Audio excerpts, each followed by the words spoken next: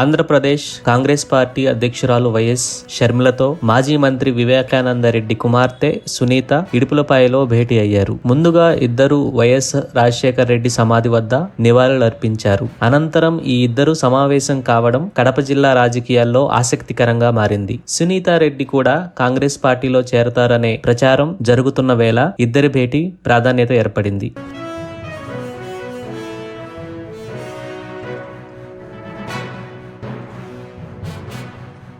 YS Sharmila PCC అధ్యక్షురాలిగా బాధ్యతలు చేపట్టిన అనంతరం సునీత ఆమెను కలవడం ఇదే తొలిసారి.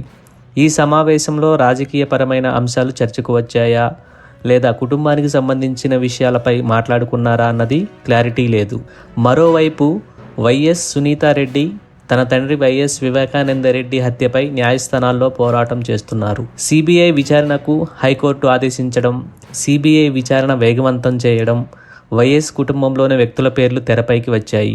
ఈ కేసుకు సంబంధించి ఇప్పటికే పలువురిని సిబిఐ అరెస్టు చేయగా వారంతా జైల్లో ఉన్నారు. కడప ఎంపీ అవినాష్ రెడ్డి, ఆయన తండ్రి భాస్కర్ రెడ్డి ఈ కేసులో నిందితులుగా ఉన్నారు. భాస్కర్ రెడ్డితో పాటు ఇతరులు చెంచల్గూడ జైలులో రిమాండ్ ఖైదీలుగా ఉన్న సంగతి తెలిసిందే. కడప ఎంపీ అవినాష్ రెడ్డికి మాత్రం బెయిల్ మంజూరైంది. ఈ బెయిల్ను రద్దు చేయాలని సునీతారెడ్డి సుప్రీంకోర్టులో న్యాయ పోరాటం చేస్తున్నారు. ఈ పిటిషన్పై విచారణ కొనసాగుతోంది.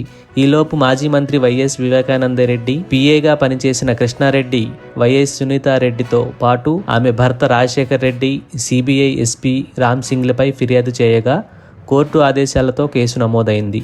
అయితే ఈ కేసును కొట్టివేయాలంటూ వైఎస్ సునీత, రాజశేఖర్ రెడ్డి, రామ్ సింగ్లు హైకోర్టును ఆశ్రయించారు.